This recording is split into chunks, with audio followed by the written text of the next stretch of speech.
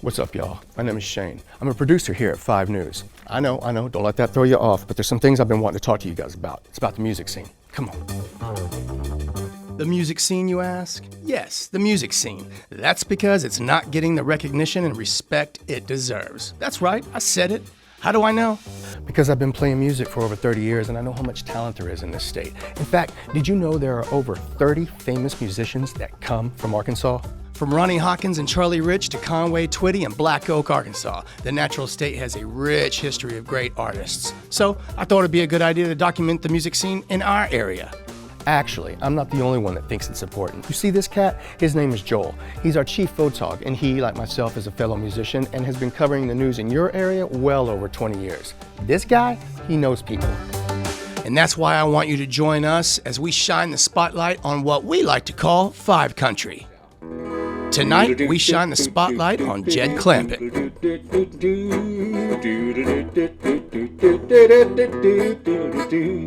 There was a widow spider sitting in a web waiting. What's up, y'all? It's been a minute, I know. Joel and I have been hard at it. But alas, we're not here for that. We're here for what we always love to talk about, and that is music. You know, in the last episode, we were talking about those OGs, the K Brothers, which brings to the conversation a lot of other people around from this area, like LaVon Helm and the band, along with Ronnie Hawkins. So Joel and I thought, well, we kind of opened up like a Pandora's box, and we needed to continue that conversation. And you can't continue that conversation without bringing in our next guest, Mr. Jed Clampit.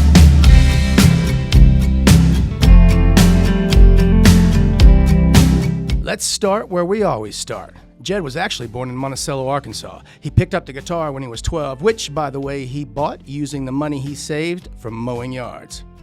So even from a young age, Jed had the calling, the drive, which makes sense because he comes from a family of musicians. His father and grandfather played, and according to Jed, most everyone on the Clampit side of the family were musicians.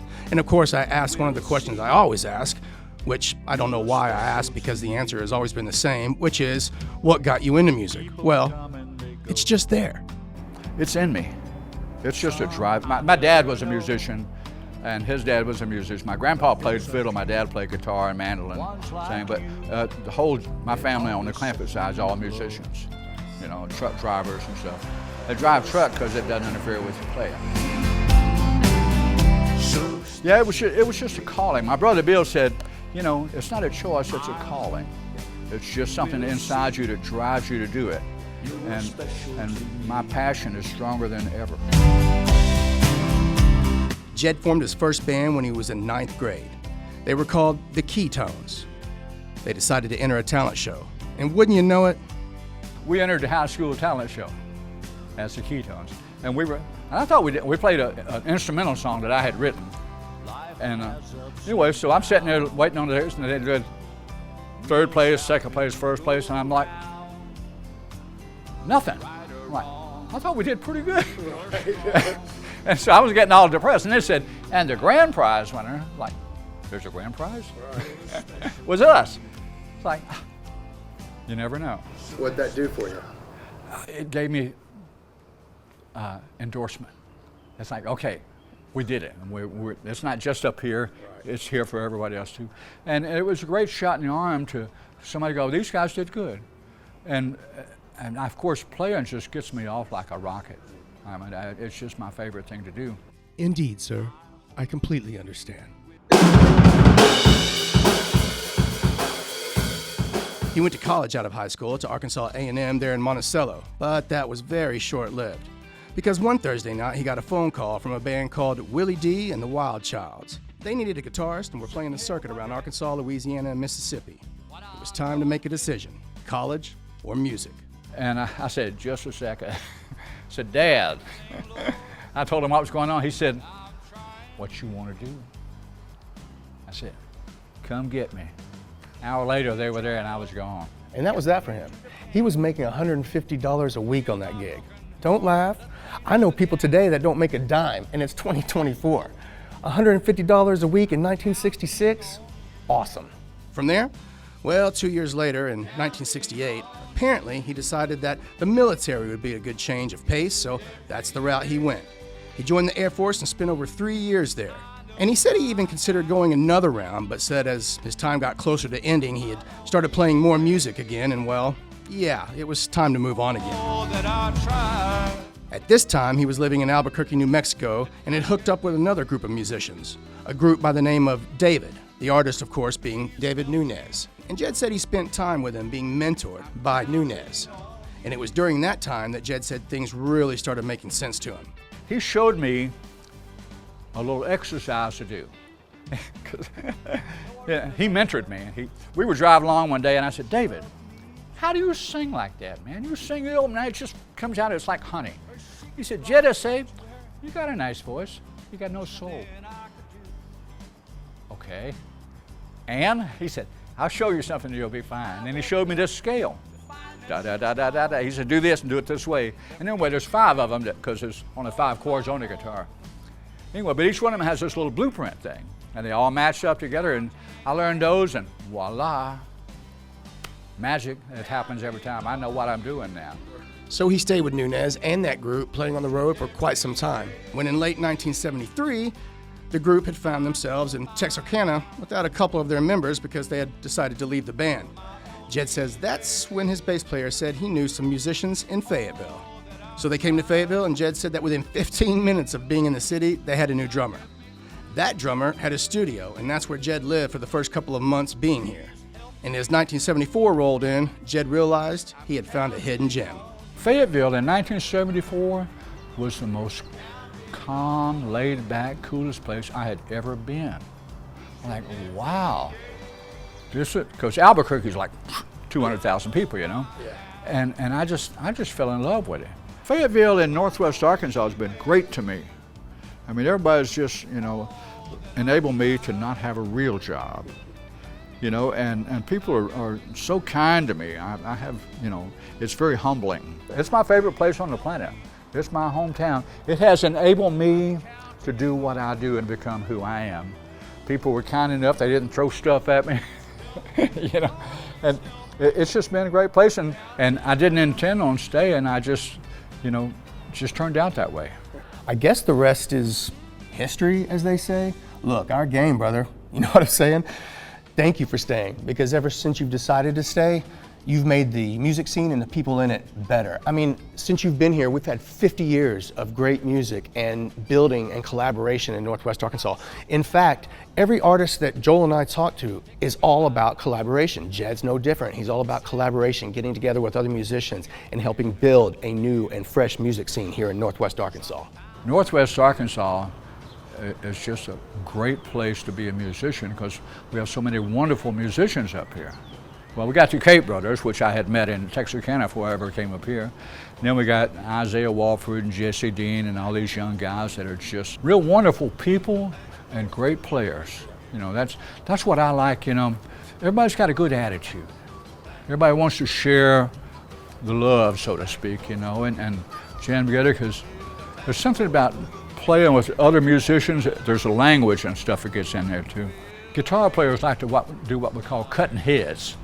You know, you play something and the other guy, he'll, you know, do that.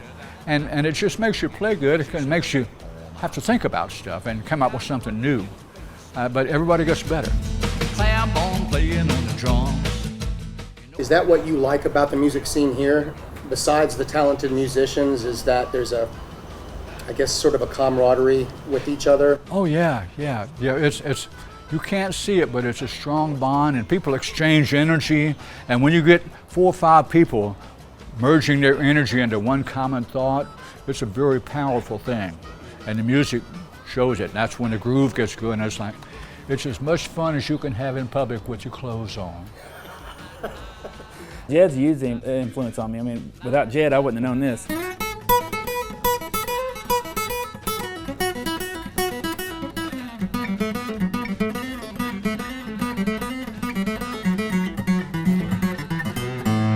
That sort of stuff, that's like a Dickie Betts sort of thing.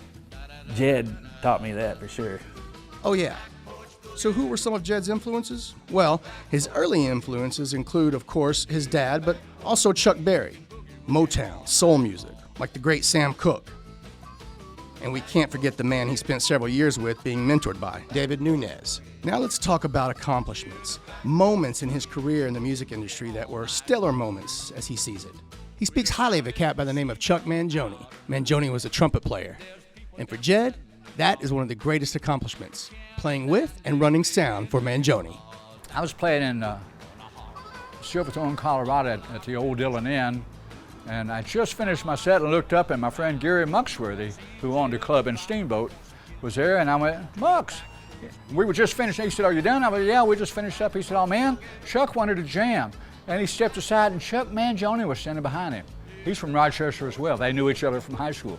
And I went, next door, he sat on the floor at the band house, leaned back against the sofa for 2 hours, just played his heart out. And he said, come on up Sunday, yada, yada, yada. So we had the bus driver take us up there, and we got in. He said, we're gonna take a little break. And they went backstage. He said, get you some food, yada, yada, yada. And he called his guitar player over and said, third song, Jed's gonna play your guitar. And this guy's like, who, what? And I am? Anyway, but he got me up to play with his big band. And then he came to Steamboat later that year and did a series of concerts at the little club that my friend owned. I did sound for him. He just had a little 4-piece jazz combo. He'd get me up every night to play a song or two with the band.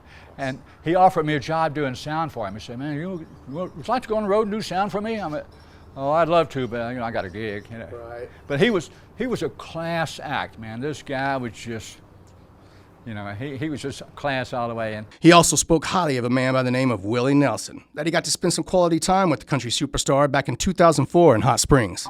In fact, have you ever had Jed sing you a song that he wrote for Willie and then sang it for him on his bus, hanging out with him one day? Joel and I have. Check it out. so get out the good stuff, pass it around. Get out the good stuff, let's burn one down. After all is said and done, I'm still high above the ground, so get out the good stuff, pass it around. Someone else he spoke highly of was his old friend, Don Tyson. He talked about how he played a lot of shows with some big names at parties that Tyson would throw back in the day. But Don had the coolest parties. I got to work with the band. I got to work with Ronnie Hawkins and the Hawks, Ronnie Millsap, B.B. King, all these people that I love, and I played the same party they did. So, what's the style of music Jed plays? He calls it front porch contemporary. His most recent album is out, and it's called Where I Want to Be, and has Get Out the Good Stuff on it. You know, the song he sang to Willie. Of course, you can go to his website, jedclampit.com, to check it out and download it. And that goes for the other 7 albums he has out as well. So where does that leave us with this professional singer-songwriter? Well, did I mention he was being inducted into the first NWA Musicians Hall of Fame this year? He is. Look, everyone Joel and I talked to absolutely love this man. He's created an intimate relationship. The night that Joel and I saw him at George's, that was his 40th anniversary from the first time that he played George's. The house was packed. Look, I suggest if you ever get the opportunity to see this cat, you do so. That'll do it for this segment. You know how to contact Joel and I. I'm gonna keep it simple, baby. Until next time, I'm just gonna leave you cats with Mr. Jed Clampit. And I've done everything from kindergartens to old folks' homes. It's like, and they're all the same. That human element that's in all of us is what responds to this. And that's what we touch. And as a purveyor of music and spreading the love, it's a gift, and it's always rewarding internally. The satisfaction that you get from doing the right thing and doing a good thing and giving of yourself. I do lots and lots of stuff that I don't get paid for because that's not what it's about. I got my gigs and stuff, but you do the other stuff just because you can.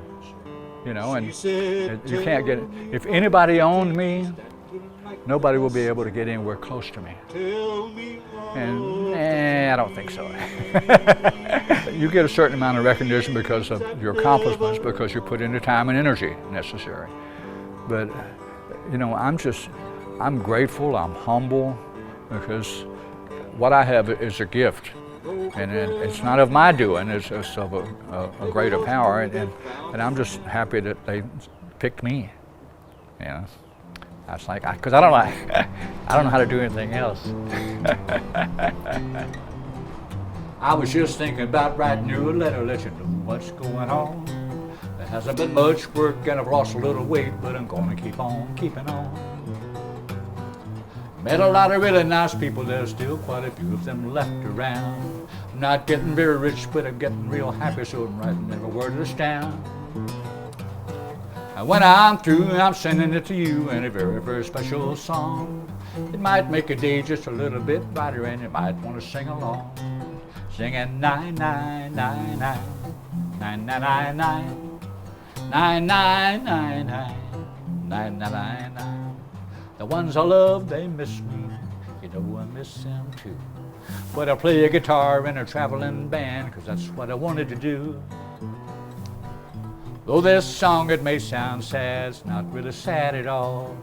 'Cause things are gonna get a whole lot better, better for us one and all. A new day's gonna be coming my way, and it's gonna be coming soon. But until it does, I'll just keep smiling and I keep on singing this tune. Singing 9999, 9999, 9999, 9999. When you're down and feeling blue, 'cause everything's going wrong, think about me and remember what I told you. Keep on singing this song. Singing 9999, 9999, 9999, 9999, 9999, 9999, 9999.